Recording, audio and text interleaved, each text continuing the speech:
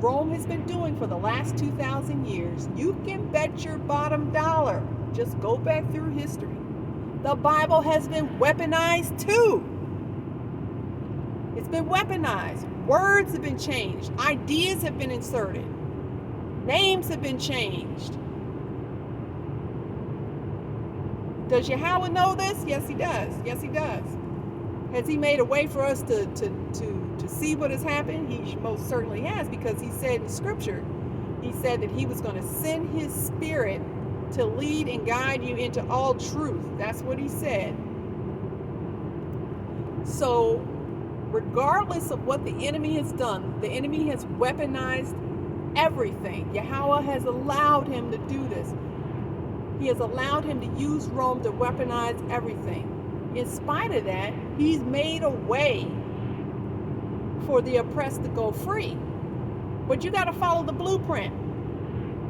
You got to follow the blueprint, and you got to ask for Yahweh's Spirit. You have to. There's no other way.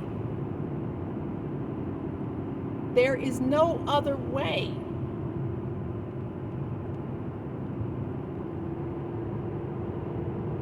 Yea, though I walk through the valley of the shadow of death, I will fear no evil, for Yahweh is with me. How could David say that?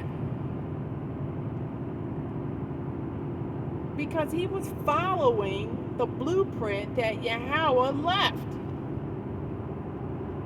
We are literally walking through the valley of the shadow of death, and people are losing their lives left and right because they're not following the blueprint. They're following what their leaders are saying. These big fancy shirt and tie, skinny jean, nice haircut, well-spoken, articulate, smooth-talking religious leaders. You got to stop with it.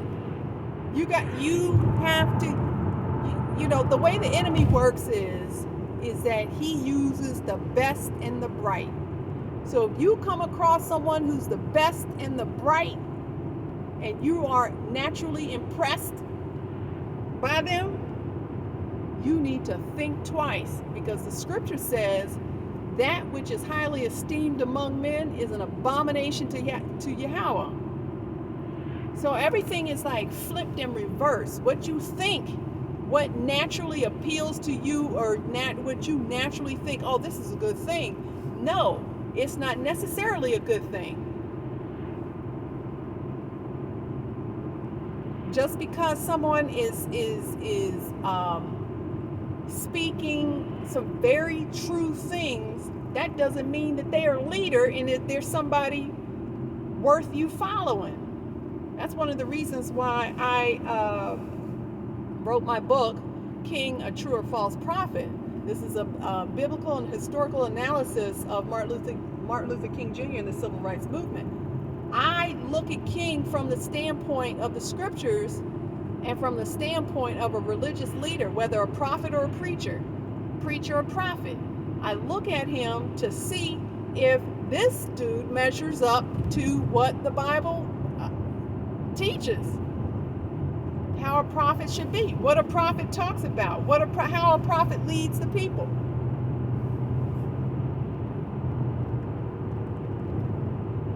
And I have a very strong, let me see if I can improve this light.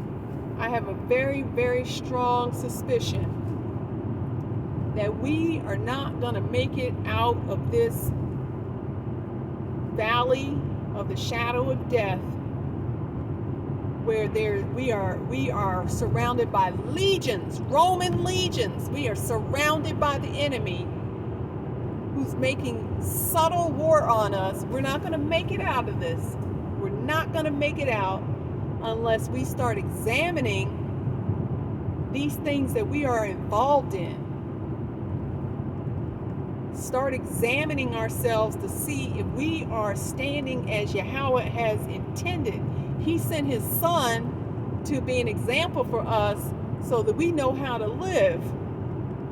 Have we been following his son's example? Like, this is for real. This is not no Christian church talk. Because see, I recognize that the Christian church, they are the ones who've made the Bible so abhorred.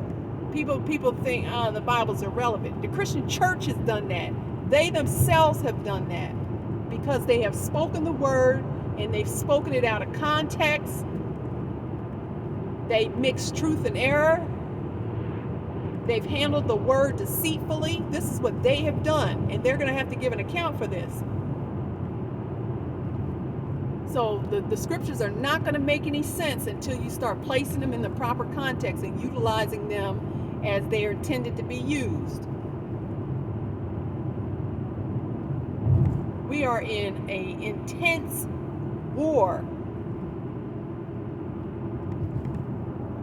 And the battle is for the mind. Now with this whole COVID and stuff going on, man, this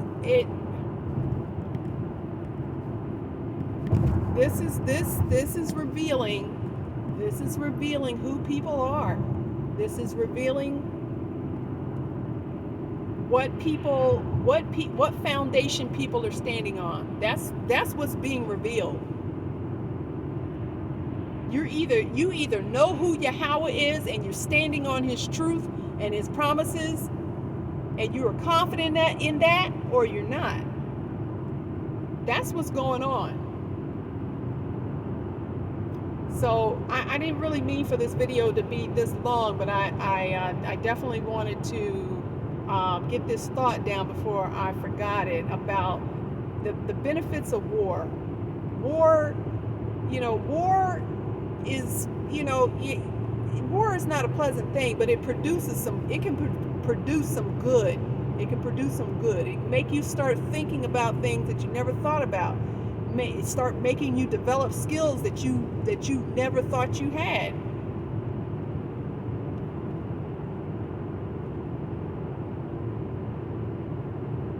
So that's all for right now. I'm gonna keep producing video content for my channel. For those of you that don't know, I'm a liberation writer. I've written a book entitled King of a True or False Prophet with a question mark. It's on Amazon. It's in ebook form. It's in paper book form. I encourage you to read this book because it talks about some of the stuff that I just spoke about in this video. All right, everybody. Until next time, get into the word and start battling it. Battle.